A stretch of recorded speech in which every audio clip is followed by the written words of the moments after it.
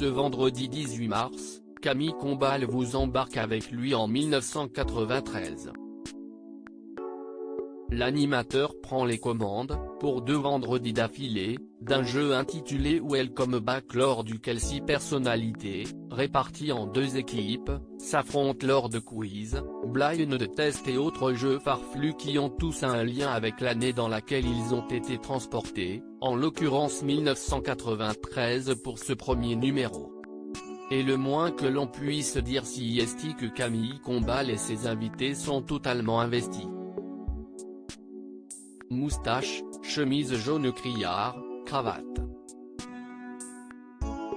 Indéfinissable, Camille Combal sort tout droit d'une autre époque. Pourtant, nous sommes le samedi 12 mars 2022. La production nous a donné rendez-vous à 14h30 à la Plaine Saint-Denis pour le tout premier tournage de cette nouveauté. Nous ne sommes pas les seuls à avoir fait le déplacement en ce début d'après-midi. Le public, divisé, lui aussi, en 2 équipes, est composé de 282 personnes extatiques. Et pour cause, au fil des 6 jeux qui leur seront proposés, les 2 équipes de célébrités vont remporter une certaine somme d'argent pouvant aller jusqu'à 30 000 €. Une cagnotte que l'équipe gagnante distribuera instantanément à sa partie du public qui se la répartira. Michel Larocque, reine de la mauvaise foi ? Près d'1 heure après notre arrivée dans le studio, le tournage peut enfin débuter. Michel Larocque, Nolwenn Leroy et Michael Gregorio ainsi que Jean-Luc Lemoine, Barbara Schultz et Redouane Bougueraba sont au taquet. Et eux aussi sont relookés dans le style du début des années 1990. Petit clin d'œil mignon, ces 6 invités ont apporté des photos d'eux en 1993. Sur l'un d'eux, Barbara Schultz arbore une marinière sous une veste en jean. Un look qu'elle a réitéré à l'occasion de ce tournage. Celui qui s'en tire le moins bien stylistiquement parlant reste sans aucun doute Camille Combal, inspiré par Francis Cabrel et José de la sitcom Hélène et les garçons. J'ai l'impression d'être Jacques Martin. Je suis dégueulasse. J'ai une tête de fait divers, s'amuse l'animateur face à un public hilar, avant de préciser tout de même que son père a la même moustache. Le plateau, lui, regorge d'objets, disques, livres, cassettes. Typique de cette année. Il n'y a pas qu'un terme de vêtements que Michel Larocque, Nolwenn Leroy, Michael Gregorio, Jean-Luc Lemoine, Barbara Schultz et Redouane Bougueraba se sont pleinement impliqués.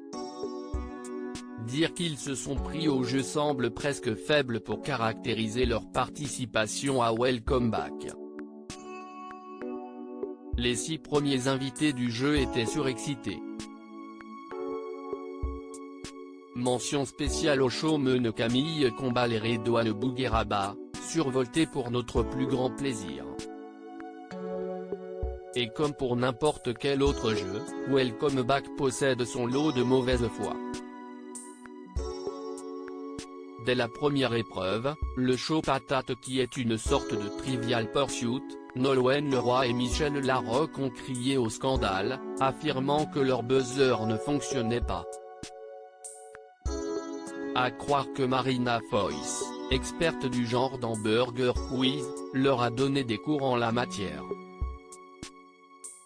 Surtout, que cette histoire de buzzer soi-disant dysfonctionnel a été récurrent pendant la durée du tournage. Mais Michel Larocque ne cesse pas arrêté en si bon chemin. Pendant une rapide pause à la suite du prix Tout Pile, un dérivé du Juste Prix, on a changé de nom pour ne pas payer de droits à Fremantle, lâche Camille Combal dans un éclat de rire, la comédienne a râlé auprès de l'animateur.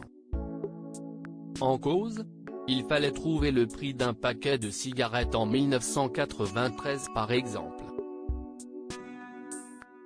Mais au lieu de donner un montant en francs, les candidats devaient répondre en euros et en tenant compte de l'inflation. Un dernier point qui a causé quelques soucis à Michel Larocque qui a donc tenu à savoir quels avaient été leurs calculs. Comme Donald Trump, Michel Larocque demande un recompte, a conclu avec humour le maître du jeu.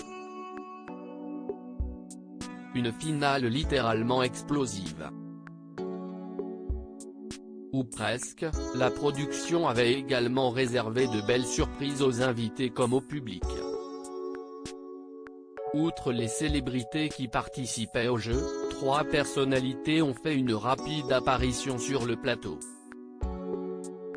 Dans un premier temps, ce sont les anciens footballeurs Eric Dimeco, qui sera le lendemain, samedi 19 mars, candidat de The Voice, et Basile Boli qui s'y sont rendus.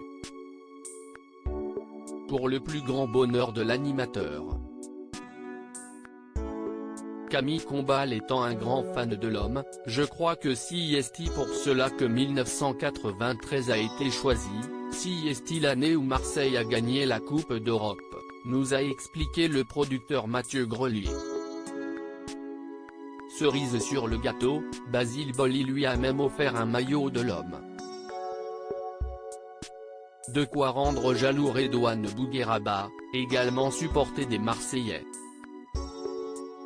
Ensuite, si est la chanteuse Corona qui est venue mettre le feu en plateau en interprétant son tube The Rhythm of the Night. Place à la finale. Chaque équipe avait alors une certaine somme dans sa cagnotte. Mais le principal était de remporter ce dernier jeu afin que l'argent soit distribué à leur partie du public. L'étape était donc cruciale. Et explosive. En effet, pour cet ultime jeu, les 6 célébrités sont confortablement installées dans des sièges de cinéma, tenant dans leurs bras un énorme paquet de pop-corn, qu'ils ont profité pour boulotter. Camille Combal posait des questions un à un. Mais en cas de mauvaise réponse, le pop-corn explosait à la figure de la personnalité éliminée.